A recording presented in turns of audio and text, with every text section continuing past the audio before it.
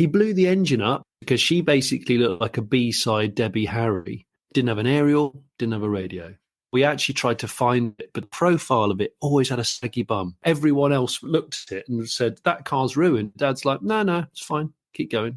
I think my uncle used to buy them from the auctions and they were a bit dodgy. Welcome to my dad's car. Enjoy!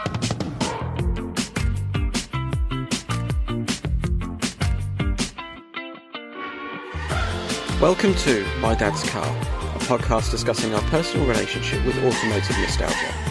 And you know what? It doesn't even have to be about your dad's car. It can be your mum's, your grand's, your parents', guardians, or even a neighbour's. If it made an impression, let's talk about it.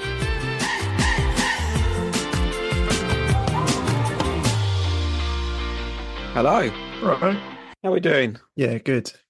How's things? Yeah, good. Yeah, not a bad morning, to be fair. Good. Haha. Very good afternoon to you, Johnny. Hello. Hello. How are you? Hello. I can't hear anybody. What is that? Is this going to be another one we're going to have to do a sign, do you think, Andy? Yeah, possible. I can't hear you. That's going to make it tricky. Right, there we go. Why would Zoom even have a setting for you not to hear it? Yeah.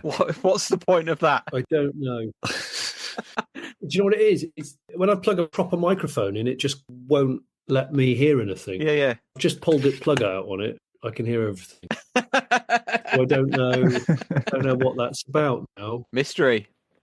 Well, we can hear you. Gonna go as it is. It's not done that before. Dear Zoom, this is an open letter. Do you know what? I'm dishing this technology. If it doesn't work instantly, it's just another thing to add to my list of things that set me off. And I don't need it. I've just driven here in a that's so unbelievably annoying with all the buttons, bongs, bings. I'm parking it. I'm not driving it this weekend. I'm going to get the Beetle out. I can't bear it. Honestly, I'm furious with it. I've driven it about 12 miles. Can't win them all. No. Exactly. Well, thank you very much for joining us, Johnny. I'm Andy. We've been speaking at Heritage on and off over the years. Yeah. So, yeah, lovely to have a face-to-face, so to speak. Up there, down there's John. Hi, John. Oh, Johnny, how's it going? All right. Yeah, good, thank you, yeah. And good to talk to you again, Andy. Yes. For the benefit of the tape, we're joined by Jonny Smith, who, most of you will probably be aware of, does the Late Break Show on YouTube, Smith and Sniff. That's the one podcast, isn't it, you do? It's a tongue twister. It's probably not the best name. That's the one. Yeah, motoring journalist extraordinaire. Really? Yeah, well, thank you. And car collector of slightly peculiar cars. Yeah, terrible car taste, some would say. Yeah. Let's unpack it. So, what's your earliest car memory, Johnny? Well, I think my two earliest car memories would be my mum and dad's car and probably my grandma and grandpa's car. So the latter was an Allegro. Okay, yeah. With a Cortex/square steering wheel. An early Allegro, 1975. And the earliest memory with my parents' car is the Hillman Avenger that I've talked about over the years as being, I've got a bit of a soft spot for them just because that was what I came home from hospital in as a baby. That's what I went to primary school in. Yeah. That is what I learnt to drive in. It stuck around a while then. Yeah, we had it new in 1976. I think Dad got rid of it just before the millennium. Christ. Wow. I know. It's incredible. Yeah, but that's my parents. They buy something and then they just use it and use it and use it and use it. Yeah. Dad's one of those people that will, if the MOT comes up and they go, it's going to cost about 600 quid, the car's worth about 100 quid. Dad will go, yeah, but, better the devil you know, so might as well just keep going. Patch it up again. Yeah, he's one of them. So they're just doing that. They're coming to the end of that journey with another car right now. Actually, I've said to them, we need to sell this car. Montego? No, they have had. They did have a Montego. They got rid of the Montego. This is how backward they got rid of the Montego to buy a car. I think that was even older, from memory. Wonderful. Anyway. So, yeah, basically, I've grown up with obsolete cars. So, yeah, take us back to one of those. Yeah, what colour was the Allegro and who was travelling in it? Right, so the Allegro was Harvest Gold. I love that name. Yeah, Harvest Gold. It wasn't gold. And it was a four-door Cortex steering wheel. I'm sure it was in 1975 because this year is the anniversary of the Allegro. It's, 50 years? Yeah. So it's actually quite a big anniversary for them. And so my grandma and grandpa used to drive it. You know, grandpa was quite formal, you know, that sort of generation where he was always well dressed, always had a flat cap on and a proper sort of Macintosh. And I only ever sat in the back of that car because I was very young. And they kept that car, bless him. When he passed away, my grandma kept that up until like I think the late 90s. Wow. And then traded it in for a very early Clio, which she only got rid of quite recently because sadly somebody hit her in it. They ran a red light and hit her in it. So, yeah, the Allegro, I remember two things. I remember the fact that my grandpa used to properly feed the wheel, which is not that easy with a square steering wheel. Yeah. And it had the loudest tick-tock indicator. It was a really long delay. It's funny what you remember. I just remember the long delay. Big pause. Big pause. And it was driven incredibly slowly because they were old people in an Allegro. So I remember that. And then Mum and Dad's car, the Avenger, yeah. I remember it vividly. If I close my eyes, I can map out every centimetre of that car. It's strange, isn't it? I've spent so many holidays, school runs, near misses. It nearly caught. No, it did catch fire once. Because the car was a bit of a source of amusement for my friends. Because everyone else got new cars every 5 years, 10 years. Yeah, we didn't. So one time we were coming back on the school bus from secondary school, and everyone went, "Is that your Mum and Dad's car in the Verge?" And I went, "Yeah." And there was nobody around it. It was like, "Oh, okay." Walked home and said, Mum was at home. I said, "Why is the car like 2 miles that way?" She went, "Oh, well, it started smoking and I thought it was on fire, so I just pulled it and called your father, and just walked home." I said, "I'm not going near it again. That's it." Just beached it in a Verge. So actually, me and Greg, my brother, walked or cycled to go and get it because we were worried it was going to get like vandalized or something. Yeah. And Greg got it running and diagnosed the problem and convinced my mum that it wasn't that dangerous. It was some sort of like chafing rubber pipe or something that wasn't fuel. Yeah. And she drove it back really reluctantly. But there were numerous instances like that. And that's why my brother, I think, works on cars for a living, because he grew up mending and tinkering things with my dad. Yeah. And I was more about getting behind the wheel of stuff and driving. And with time, I've got more into working on cars, or just more confident, I think. And my brother's probably got more into the driving experience as well. So we've sort of got a bit closer in terms of our skill set, although my skill set for working on cars is still very amateur, should we say. Even though I film barn finds on a weekly basis, so you have to be quite hands-on. But Do you remember where your dad was sourcing the cars, John? So the Avenger predates me. So the Avenger was new in 76. My brother was born in 77, which is why they bought a new family car. And I was born in 79. So that came from a dealer in Bristol. But I think when they bought the car, it was badged as Hillman. And basically, by the time they collected the car or it had its first service, Hillman was dead. So they were rebadging the dealer as a Talbot, Chrysler Talbot. Yeah. It was that weird period where Boots Group was blending into Chrysler Group. So Dad had like a Chrysler keyring with a Hillman key I didn't really understand it as a kid. And then after that, they didn't buy a new car. That was the last new car they bought. So I remember going to see the Montego that they ultimately bought at a second-hand car dealer, which had bunting. Oh, lovely. Yeah. Nice. Usual bunting, and for some, I still don't know the reason. So if any Porter cabin. And to this day, I don't understand why they lift the tailgates and leave them all up all day.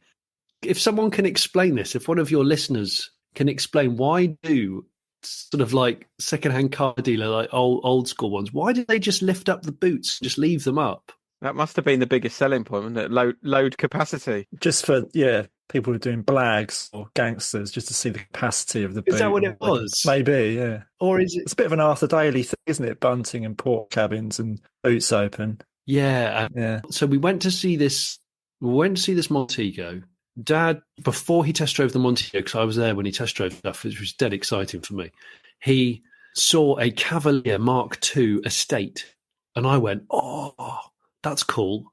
And we went out in it, and I remember it had really sort of itchy, tweedy seats. Yeah. It was in good condition, but it had just weird cross weave that just looked so irritating on the skin. Anyway, it drove well. I said to Dad, "What do you reckon?" He goes, "Yeah, sort of." And then we took this Montego out, which was white estate, because my mum love estates. And he went, "No, I think the Montego drives a bit better." And I remember being quietly annoyed. Yeah. Even though the Cavalier was an older car, I just thought it had something a bit more about it. But fast forward to now, I didn't realise how rare Cavalier estates were. There's so few left because they were rebadged Holdens. Right. Okay. I believe the Cavalier, someone might be able to correct me, I believe the Cavalier Mk2 estate was made in Australia and then shipped here and badged as a Vauxhall. Wow. So it's one of the rarest Vauxhalls. And in a barn find I did last week, I found the tailgate for a Mk2 Cavalier estate. I was so excited. I don't think anybody around me was excited. I went, I know exactly what that is for.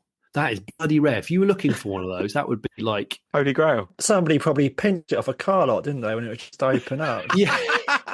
Got the ratchet out. I always worry that the cars sitting for sale every day with the boots open, don't their struts get tired? It's true. And then by the time you bought it, you got to buy new struts in 6 months.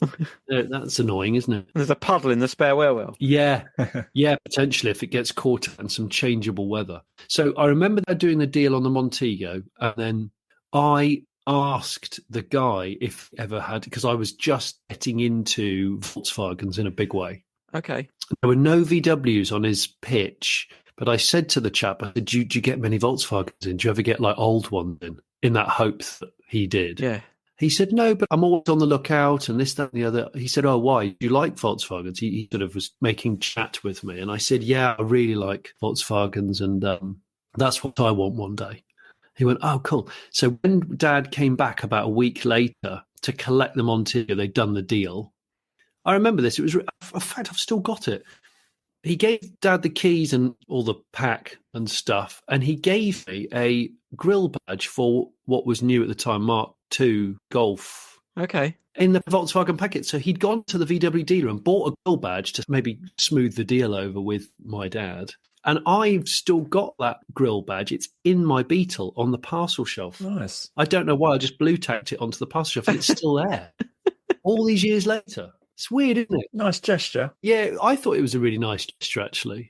So they had that brimming car for ages. They refused to let me drive it when I passed my test because my mum didn't entirely trust me. I'm all right with it now, but at the time I was really fuming because they insured my brother, who's 2 years older than me. When I came around to maybe getting put on the insurance, she was like, nah, not doing that, Jonathan. Nah. She's the only person in the world that calls me Jonathan as well. So did they have the Chrysler Talbot Hillman alongside the Montego then? They ran a two-car garage? Yeah. So we did. We had those. And I'm trying to remember what we had before the... So we've always had two cars, and the Avenger used to kind of flit between the two of us, but Dad had a Maxi. Okay. And he liked the Maxi. He always said it was very comfortable. The gearbox was good because it was 5-speed. But it got hit by a drunk driver, hit and run, when my dad was on the way home from work one night. Oh, no. Dad was waiting at a junction. This car came weaving down the road at high speed, and it just wiped the front of the car off at 90 degrees. Jeez. So I remember Dad coming home from work one night. It was dark. It was winter. And I heard the car coming down the road, but I couldn't see it, and got onto the drive, and there was no front to the car. Dad had this drunk driver had torn the whole front of the car. Like, I remember you sort of couldn't tell what car it was. It was that indiscriminate. So Dad came in, had dinner, was obviously a bit annoyed. Yeah. And then went back out after dinner in the garage and did what he would say a bodge. Dad always loved to say, oh, I'm just going to do a posh bodge here. I think he pretty much stayed up all night wiring headlights onto there was no grill, so he was wiring these headlights into roughly the position that they should be. He found the number plate, piano wired the number plate back onto the front valance. Yeah. Sort of levered out the front wings a bit. I don't think the bumper was on it anymore. And then drove, because he said, I've got to go to work tomorrow morning. I've got to be up at 6, because he was Dad used to work as a structural engineer on the roads and the bridges and canals. So he was out the door finally, in this Maxi, had a sort of like bad facelift, really. Incredible. And I just remember finding it really funny, the fact that everyone else looked at it and said, that car's ruined. Dad's like, no, it's fine. Keep going. How long did he keep it like that? I think because Dad's a bit weird like that. I reckon he drove it to the end of the MOT, which was probably quite a long time. I bet it had like 9 months, 10 months. Nice. He drove. I gave Mum and Dad, when I first started working on the TV, I bought Mum and Dad a Volvo T5, 850 T5, not new, but secondhand. And that was like the poshest car they'd ever had, and the first turbo they'd ever had. And again, they used it for years, but it was auto because Mum didn't want to drive a manual from that point. But it stopped, the reverse stopped working. So how long would any normal person drive a car with no functioning reverse gear? A day. Well, let me tell you, my dad, I think it was half a year. Instead of going, look, this is stupid, just book it in and get the thing repaired. Dad's like, yeah, well, I just strategically park it and then I'll edge up to a slope and then I can put it in neutral and glide off the slope. I'm like, Dad, this is turning into a military thing. There's just no need for this. But Dad's funny like that. It is amusing. I think Dad is one of those people that he doesn't realise he's eccentric. Okay. But then eccentrics don't. Right? I've heard this because I've been called eccentric and I probably am. I realise I am. But I think if you play up to it, that's kind of takes some of it away, doesn't it? Yeah. I'm sure Dad doesn't realise how odd that sort of thing is. So he's just like, well, it's just the way I'm going to do it. So there. I had a Polo with my first Polo, actually. I lost reverse on that for probably a day or so. And basically just the coupling came loose and it shifted round. So you couldn't get reverse. But I do recall kind of having to park. And I took it into town to meet some friends and I had to sort of drive up a slope to back it in. So I knew I could drive back out again. But just doing that for 6 months is just completely ridiculous. It is completely ridiculous. And also, Volvo's not a light car. No. If you did it in a really light old car, you could just sort of shoulder barge it in. Yeah. Just like you can bump start. Like I started my Beetle last year on my own to do the school run. Mm. And the kids just thought it was mad. Yeah. They were like, what are you even attempting here? Because they didn't know what a bump start was. So I was like, oh, well, blah, blah, blah. I explained it. And I just said, get in. And I'm going to push it down the cul-de-sac here. And then just at the last second, I'm going to jump in. They were like, what? Witchcraft. Yeah. And it worked, obviously, because I was confident in my own ability. And the kids were still like, but how does it even work? And I said, well, we used to do this sort of thing all the time. You used to see it on a weekly, wouldn't you? A bump start. Yeah. Someone in your street would be give us a push, that sort of thing. Yeah, Totally. The bump start was a way of life. Mm. It's days and numbers. Yeah. I enjoyed it, actually. I thought it was quite fun. I had a bit of a giggle. should bring it back, shouldn't they? Bring back the bump start. These kids don't know they're born. Yeah. Yeah. A nice way to converse with your neighbour. Also, kind of, have you got any jump leads or just asking someone for a jump start? That's the... Just turn up at someone's door, jump leads in hand, knock, knock, knock, 8 o'clock in the morning. Any chance of a... It's true. But I think also people, probably from a point of view of not being able to afford a newer car or maybe not wanting a newer car, people just worked on cars or understood cars a little bit more.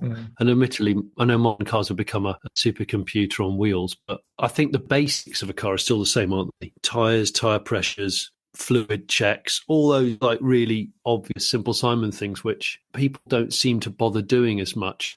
As such, maybe that camaraderie is lost unless you're a hardcore car nut who has all the tools in the garage. And you don't see many people anymore where at the weekend, the garage doors open and things are on axle stands and there's activity. No. And we were one of those families because we had lots of old cars that used to break. And it was pre-internet, so you couldn't just click and collect or any nonsense like that. You'd phone a scrapyard and say, have you got any of these in? And they go, yeah, we have. They're at the back. Come on over. 3 cars up. 3 cars up. Bring your spanners. Yeah. So, yeah, and I've said this story a lot because it's sort of one of my really happy memories of cars is going to a scrapyard at the weekend, me and my brother with Dad, Mum packing us a packed lunch, and like a coat that she didn't mind got covered in grease and oil, which inevitably happened. Yeah. And we'd go on an adventure, would be. We're going to go to at least 3 scrapyards today. It's going to be mega. We're looking for, I don't know, a wiper switch for the Avenger. We're looking for this for a Maxi. We're looking for this. And it was just like a treasure hunt. It was amazing. Really, really enjoyed it. Yeah. Brilliant places. If you go back, to the Avenger, perhaps, did you have music in there? Was there a radio or even a kind of 8-track or... Dad refused to option the Avenger with a radio. so it just had a blanking panel. And looking back now, again, whole eccentricity thing, I say this to people, like we used to just go on big, long journeys and just take a book, magazine, a game, or just talk. Yeah. And people are like, what, you didn't have a radio? I'm like, no, that car never had a radio. Didn't have an aerial, didn't have a radio. And it's weird, isn't it? That's actually quite weird. So yeah, that was odd. Other cars did, like the Montego had a cassette, and my dad had a Carlton. Oh, that's what he got when the Maxi was finally ruined. He got a Carlton, a second-hand Carlton, a very early Carlton, like 1978 Carlton. Okay, yeah. And that was the first automatic car I'd experienced, I think. That's a big car. Yeah, when you were a kid, it said 2000 on the back, obviously 2 litre. And just the fact it said 2000 on the back felt like a big deal. and being an auto. And it was that era of Carlton, which was quite aerodynamic, like the Chevettes and the first generation Cavaliers. Yeah. Dad used to call it the blue whale. So it was metallic blue. It had this kind of big nose to it. Okay. I remember thinking that was quite exec for us, quite executive. It had blue velour interior, very deep velour. And it was plush. Never drove it. We'd got rid of that but way before I could drive. But I remember it was probably a quite thirsty car. Old autos with big engines. Yeah. A lot of parasitic drain on the old, on the drivetrain. It's like, hang on, how is this performing so badly on fuel? It's not even fast. Where's it going? Into that lazy Autobot. Yeah. And he bought it off someone who clearly used to do a lot of caravanning because it always sat with a slouchy bum. Always. I remember my bedroom window looked down on the road where one of the cars was always parked against the curb. Yeah. And I always just used to look at the profile of every car we owned. And the profile of it always had a saggy bum. Forever. It used to annoy me. That's years on the parking lot with the boot open. It could be. It could be, couldn't it? It's done something to its bum. But that was quite a cool thing. I do really miss the Avenger. Yeah. Greg and I talk about it a lot. We actually tried to find it, but Dad actually traded that car in, unbelievably. Wow. And it got scrapped. So one day I'm going to sort of build a homage type car. I'm a sado. Without radio. Yeah. Do you know what? It won't have a radio. Has to be. Yeah. It will not have a radio. It's so true. Yeah, I've got to scratch the Avenger itch one day again, I think. It sounds like your dad was very loyal to British-built vehicles. Did he ever sort of swerve away from that? I know you said he bought him a Volvo at one point, or your parents a Volvo. But... Yeah. He only swerved away from it when I started buying him cars. I pretty much buy him and mum cars now. So I got them into Volkswagens. So he regales to me when he was searching for a new car, when they were shopping for the Avenger and they knew they were going to have a family, what other cars did they test? And he actually said, when I started to get into air-cooled Volkswagens, he said to me, I remember testing brand new a VW Squareback, a Type 3. Yeah. I said, really? He goes, yeah. I said, I thought the design packaging was amazing. It had 2 boots and it rode really nicely. And I'm like, yeah. So why didn't you buy it? What happened? Well, he said something like it was the equivalent of like £14 more than the Avenger. So he said, I weighed it up and in the end, I just decided to go for the Hillman. I was like, okay, well, I understand it. But for a while, I wished he got the VW. Do you think the Type 3 would have done that stint, though? That's quite... The ownership's like 20 years or something in a car. You can't really imagine someone doing that in a Squareback, can you? No. But Dad, he was all about preventative maintenance, was Dad. So he used to wax oil cars. He wax oiled the Avenger when it was new. So he brought the car home new, and instead of just polishing it on the drive like most people do, he jacked it up, I think, and took all the wheels off. Or those old school little ramps you reverse onto? Yeah, like the Halford Specials, yeah. And they normally chase down the drive as you get on them. Exactly. I think he's still got them. They're sketchy as hell. I never even used them. I think he put the car on those and wax-oiled it, and he used to religiously spray underneath with old engine oil or any kind. He'd fill the sills with this, that, the other. Yeah. So I think that was the reason why it survived so long. But I would have loved to have seen what it would have been like if he'd got a Volkswagen of that era. Yeah. But it's weird now to see how rare Avengers are. Like they were everywhere, like Ford Escorts and Cortinas and all Hillman Hunters, all those sorts of cars I grew up seeing in primary school.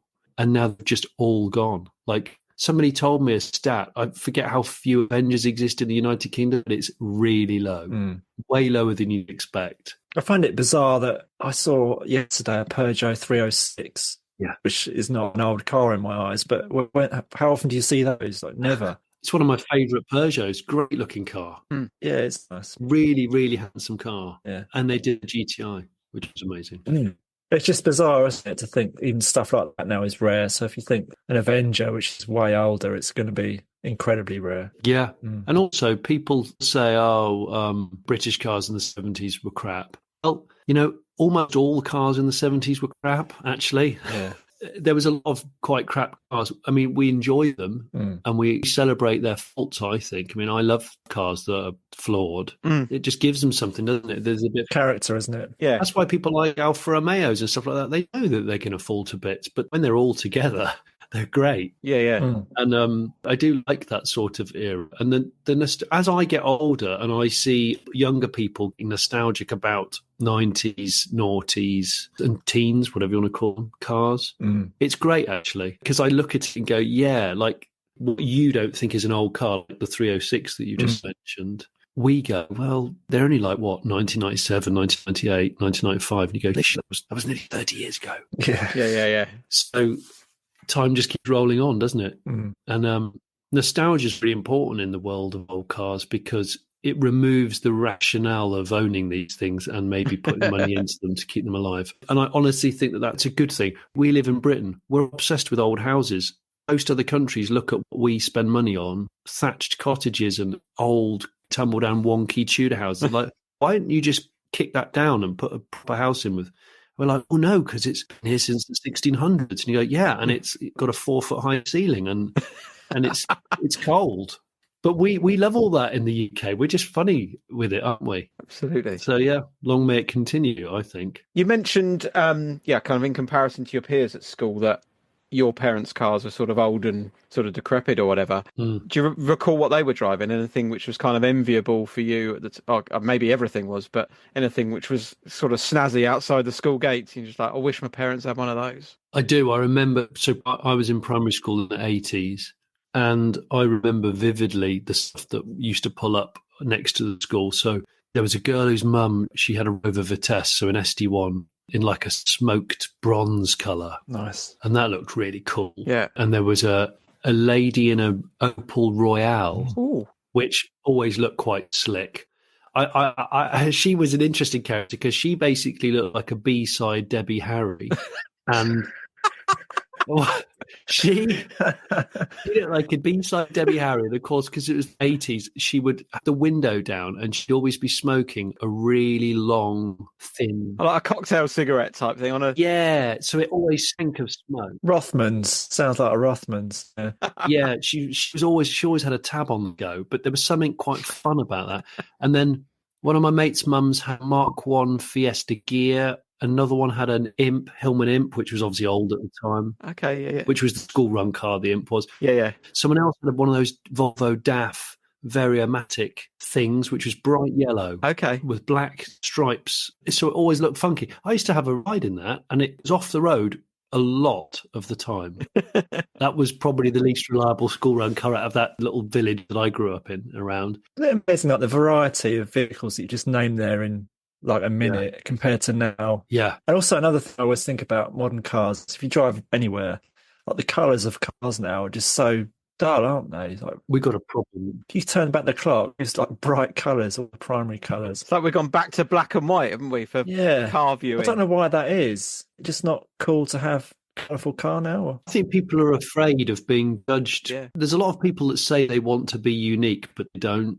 Not really. And I think colourful cars are lovely. It's one of the things that I'm really attracted to about certain car manufacturers right now. They're launching cars like the new Renault 5 in really bold, quite retro, citrusy colours.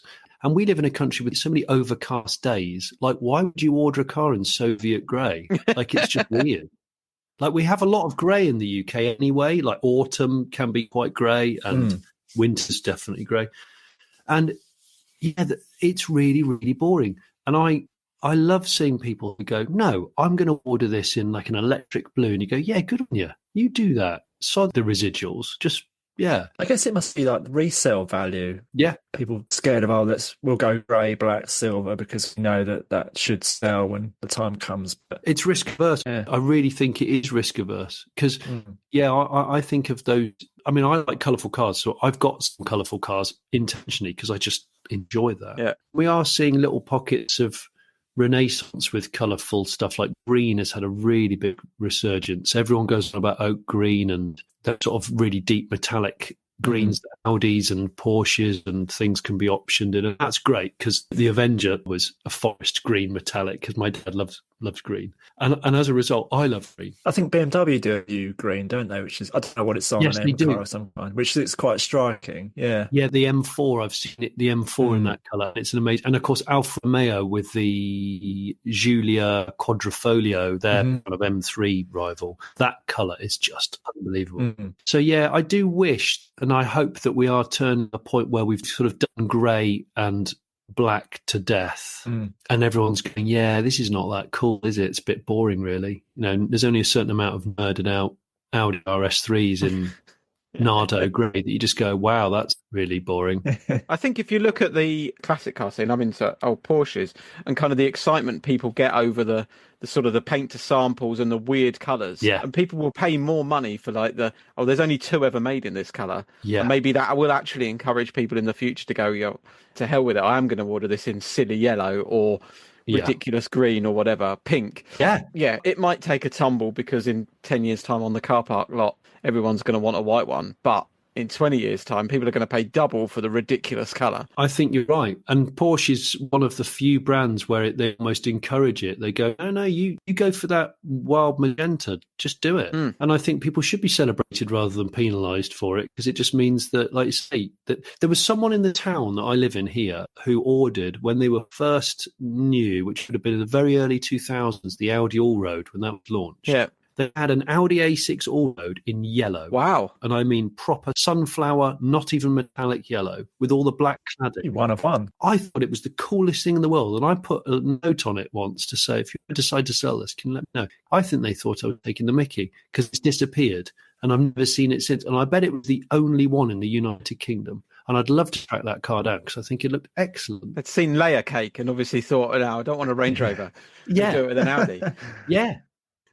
The brand should almost supplement that because actually you're going to be far more noticing of the bright yellow Allroad on the road. They should want more of their cars in ridiculous colours on the road. That's a really cool idea because, you've got to pay to have certain colours these days. And I think a lot of people go, I don't want to spend money on paint. I'll just go with the black, white, like Tesla. Yeah. There's not many colours really.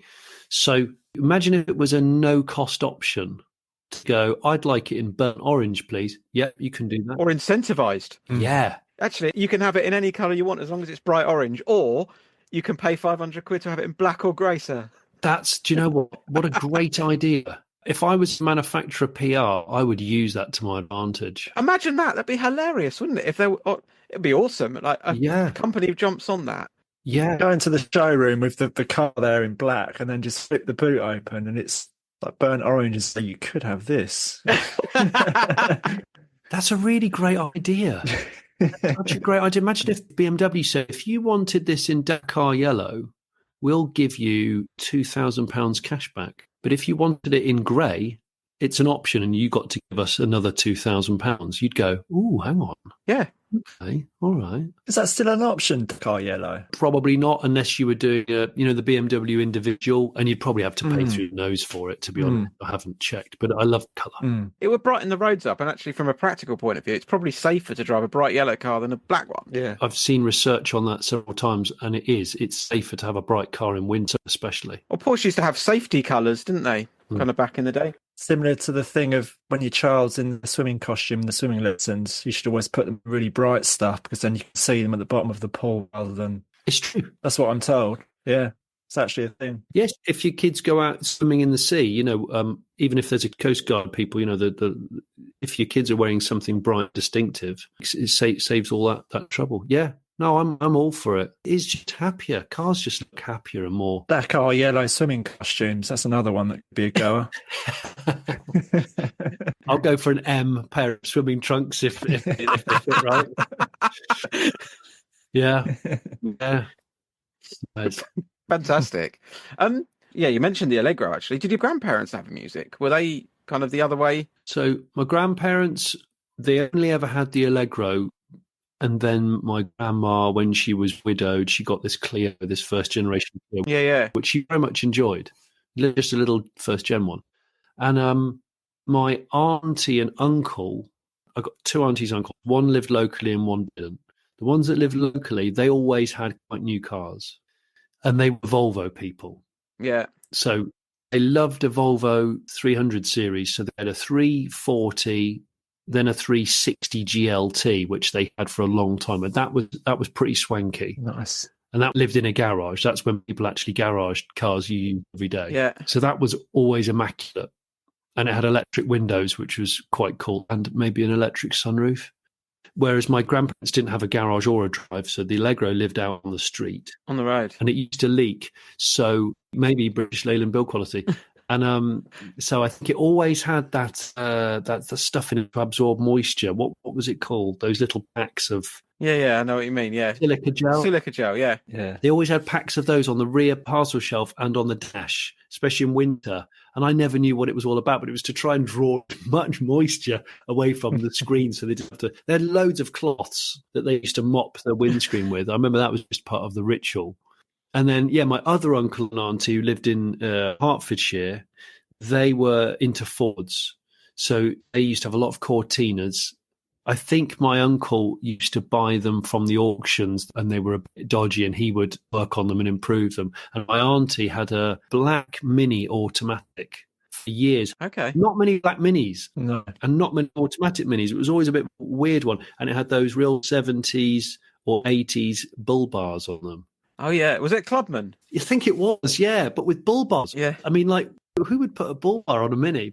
But yeah, so I remember that and those being pretty fun. And then my dad got a Ford Granada when the Avenger was retired. Okay. When it got to the point where he was like, I can't keep driving this. It really is falling to bits. And he couldn't get parts for it. And I think that's what annoyed him.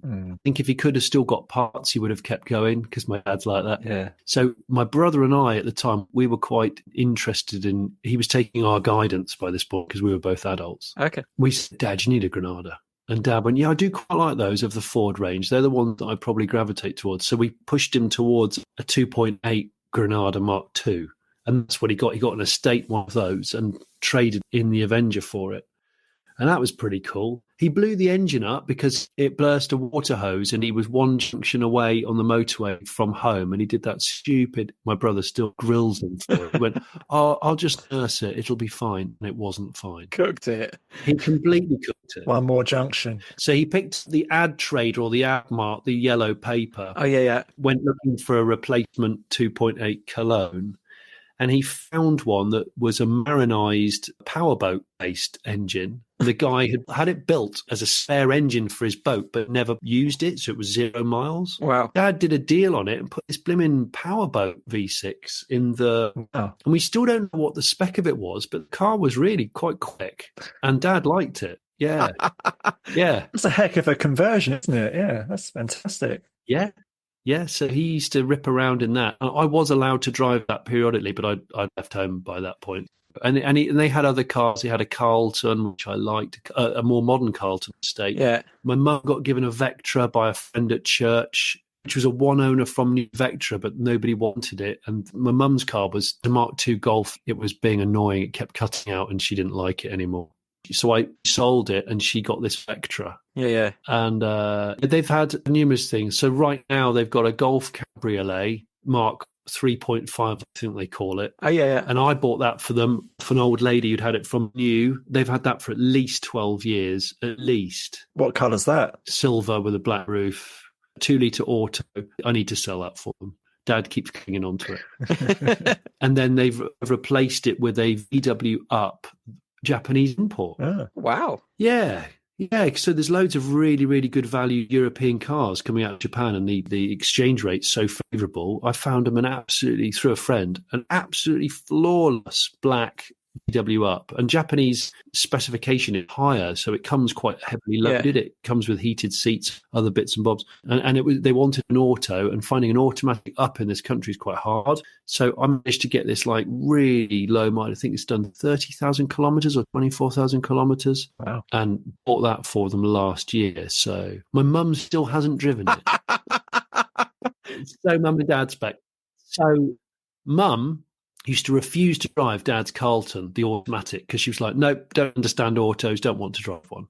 So as time went on, my dad managed to trick her into driving one, and then she now won't drive a manual. She's gone full 180. So now they have to buy an auto. And even though this is an auto, because it's a newer car to the Golf, my mum's like, yeah, I'm not ready to try it yet. But they've had it 9 months. She's never going to drive that car. Yeah, it's weird. I never grew up with like exotic cars. I'm not from a family of like car fanatics, which people presume. No one in my family did things like racing. We didn't have high-powered cars at all. And my podcast partner, Richard, he grew up in a similar family situation where I think we got into cars from a nerdy point of view and not from, hey, my dad's got a fast car, because he didn't. Yeah. I think almost in a way that's kind of part of the quality of not being surrounded by exotic cars when you're younger, because you then look at stuff sort of yearning to get involved with that one day, don't you? I think that's speaking personally anyway. But yeah, the aspiration is there, isn't it? And I think both my children have an interest in cars. My daughter is more about kind of speed and racing. She likes watching, going racing and stuff. And my son's just become a teenager, got really into the whole supercars and exotics. But because he's been brought up by a weirdo like me, I've always had him in old cars. So he's got that, hopefully, trying to get the balance of appreciating retro stuff and understanding some of the modern stuff as well. And it's weird now. My daughter's going to be 16 this year. So I feel like, wow, she's had 16 years of experiencing all manner of cars, all sorts of strange stuff. And some of it's really stuck with her. But what's she going to be into further down the line? I just don't know. Is there anything you've got that you kind of feel it's almost like the family pet? You can't get rid of it because your children are attached to it? Well, it's the Beetle. Okay. The Beetle is sort of the car that's always been there. And the Dodge as well, the Dodge Charger. But the Beetle is, it is the sort of scruffy, friendly dog, really. It's always been there. It's always been pretty dependable. And, well, since I got it back on the road during COVID for the first time in ages, I've used it so much. I was saying to the kids this morning, I said, do you remember last year I did the school run in the Beetle more than any other car? And they're like, yeah, it was really good fun. So I'm getting to get out this weekend, actually. Awesome. And so, yeah, I want them to drive it and to share it in the family as time goes on. I'm not going to be one of these dads who's like, no, they're all mine and nobody's going to touch it. And they'll feel like it's look but don't touch. I'll be like, look, I've got to get to a point where I trust that you can drive it and you understand the weird foibles of old cars, but I really want you to appreciate them. I mean, that's what they're for. So it's nice that they're showing an interest, isn't it? Yeah. And funny story, yesterday I was driving the kids home to do a piano lesson on a Thursday evening. I don't know why, but I went a different route. I'm driving up the hill in southeast London. I could see it in the distance, something old parked up on the left. And it turns out it's a Lancia. Oh. So I sort of get up closer to it and I'm sort of admiring it as we're driving past. And my eldest, she's 7. She said, oh, you're so boring, Dad. You find all this stuff interesting. And I said, yeah, I think I'll come back tomorrow and take a picture of this. And she said, yeah, and you'll probably discuss it with Andy. So boring, yeah. She'll come around. Yeah, maybe. And I did go back this morning and it was still there. It was a Gamma. Oh, I mean, that's rare. Well, I don't think I've ever seen one. In gold? Yeah. We'll put it out on our socials, won't we, Andy? So it's quite interesting. But yeah, super rare. That is neat. Yeah, I never forced my kids to be into cars because I am. Because I didn't want to be that kind of a parent where it's like, well, I like this, so you will like this. I've took them to lots of shows. them when they were old enough, let them decide whether they wanted to come or not. Yeah. And I'd try and take them to a variety of stuff, new car stuff, old car stuff, racing. And actually this year, my son's really ramping it up, going, can we go to Goodwood? Can we go to the Formula One? I'm like, the Formula One? Well, maybe. But he also wants to do, let's go camping and go to a hill climb or something, more grassrootsy stuff, which I probably am more attracted to. Yeah. So, yeah, I want it to be part of the family pastime. And their uncle, my brother, he works on mostly pre-war cars. So they see him in really old stuff a lot, like Toad of Toad Hall stuff. And I like that as well, because I think as I get older, I'm appreciating that era of car more. Whereas before I didn't fully understand it. You can't resonate with it because I'm not old enough to have grown up with those sorts of cars. And I think we owe it to our children or younger people who are interested in the automotive world that so many cool cars have come and gone of all eras, not just the stuff that you can kind of resonate with. So there's so little time. You might as well just enjoy and glean knowledge off as many people as possible, which is what I'm still doing. Of course, I'm still learning about cars, and just I think, I know all the cars that I aspire to own in my life. Yeah. You'll learn about another one and go, oh, that's really interesting. I fancy that. Yeah.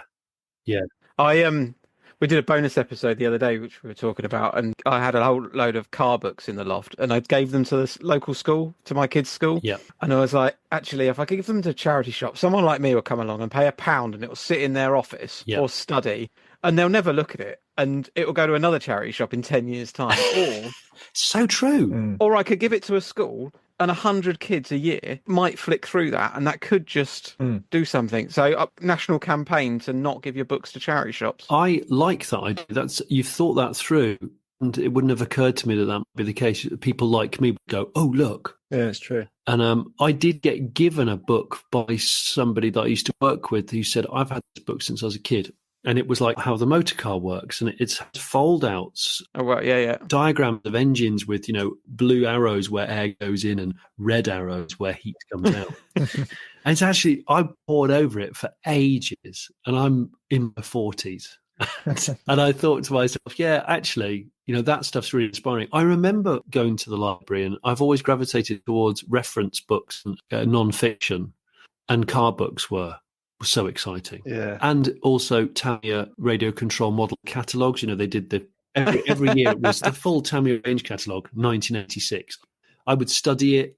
I'd sometimes cut out my favourite images to stick on my bedroom wall. That was so aspirational. Yeah. So aspirational. Yeah, I work with a chap who he collects Tamiyas, and he's got just a wall full of them. Really? Like shelf after shelf after shelf. And he's got a Beetle. Yeah. Yeah, so he's got his Beetle in his garage, and then all along one side is just all these old Tamiyas and stuff. That's nice. Very, very cool.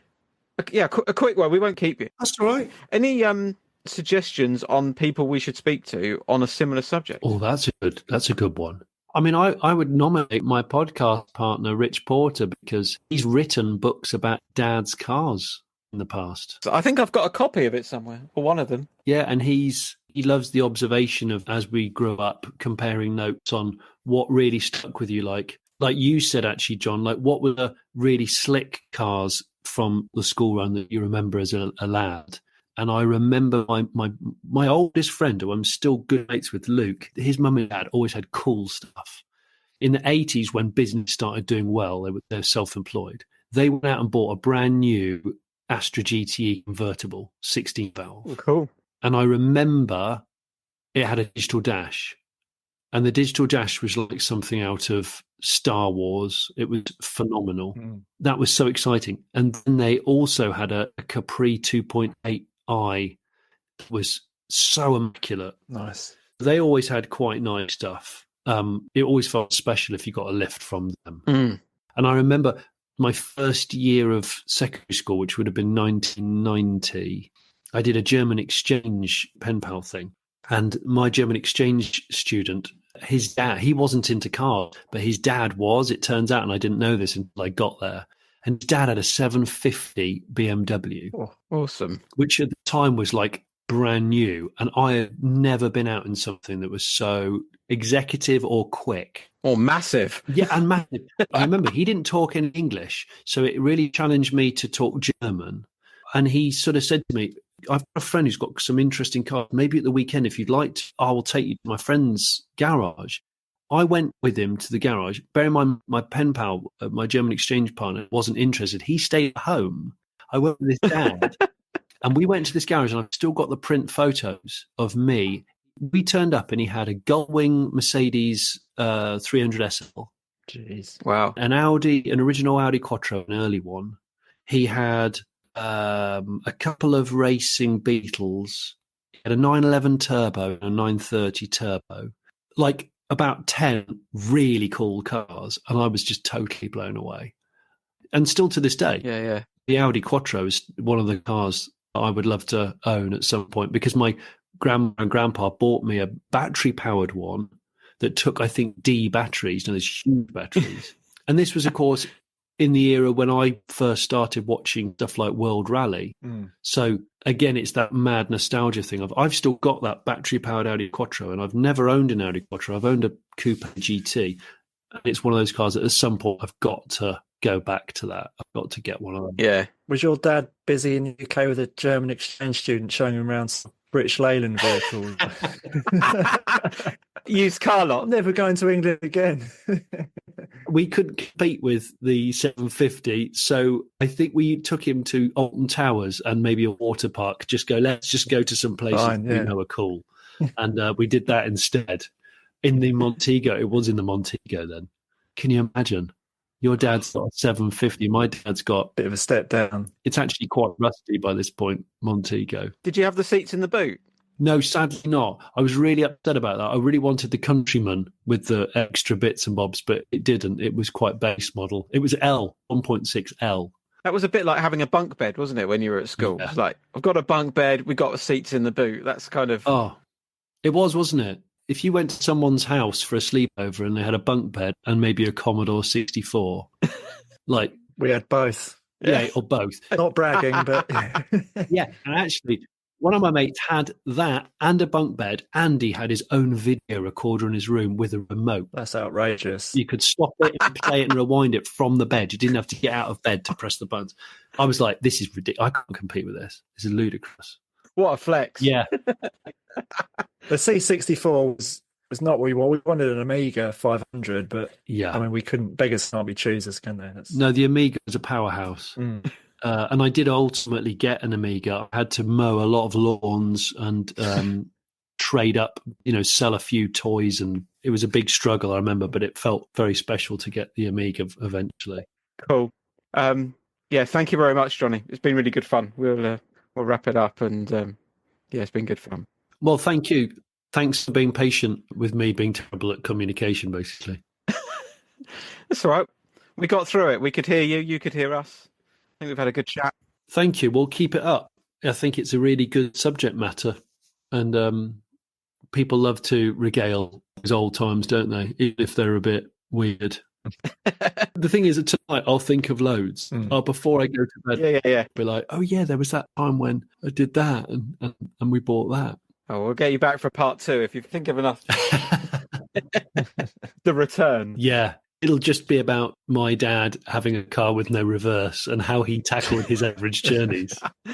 I'd love to see a photo of the Maxi with the front end modification, if any exists.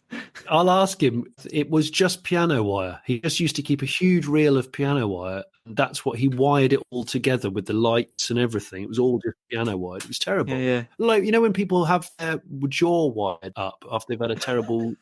It looked like that. Nasty accident, yeah. I've got visions of it being like, have you seen the film Short Circuit 2, where he gets all smashed up and then he's kind of put back together with... That's what I'm sort of picturing. Yeah. Do you know what? It probably happened the year that Short Circuit 2 was launched. Yeah. Johnny 5 is alive. He was on trend. He was on trend. Johnny 5, yeah. Indeed alive. Yeah, never got to drive the Maxi, but hey. Cool. Thanks, Johnny. Nice to meet you. No worries. Have a really good weekend. And you. Yeah, enjoy the Beetle. You too. Take care. See you. Take care. See you later. Bye-bye. Bye. There we go. Yeah, that was Jonny Smith, which was great to get him on, and some really good tales in there. Some good fun. Yeah, really, really good. Understandable why he likes all things automotive, really, isn't it? Given his parents and his grandparents. Yeah, I think so. Yeah, he's not had as he said, kind of, it's not been an elaborate back catalogue of posh motor vehicles by any means, is it? But I guess giving him an appreciation for sort of the quirks and the charms of something that maybe was below par, and equally an appreciation of stuff that was probably a little bit better. Yeah. Yeah, I think it probably explains his collection of vehicles, doesn't it? Because you say they are probably not your normal sort of garage, is it, that you would have? He's building I think it's a VTEC powered Allegro at the moment, which is obviously very much inspired by his grandparents' choice.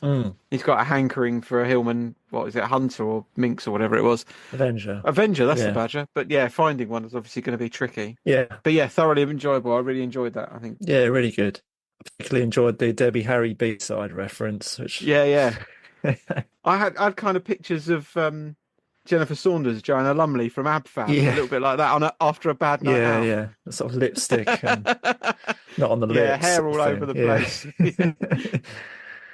Yeah, definitely. So some brilliant descriptions. Yeah, I'm really looking forward to kind of getting that one together and sharing it with people. Yeah, I think people will like to listen to that, and hopefully it brings a few more people to our door. Absolutely. Yeah, once they've kind of listened to that, then fingers crossed you'll stick around and discover some other gems. This will be the bit where you go to see if it's recorded and it hasn't. I really hope it has. It says it is recording, so... Yeah, it does, yeah. I'm sure it'll be fine. Okay, John, thank you very much, mate. All right, mate. Pleasure. Yeah, have a good one. Yeah, you too. We'll wrap it up. Roll the credits.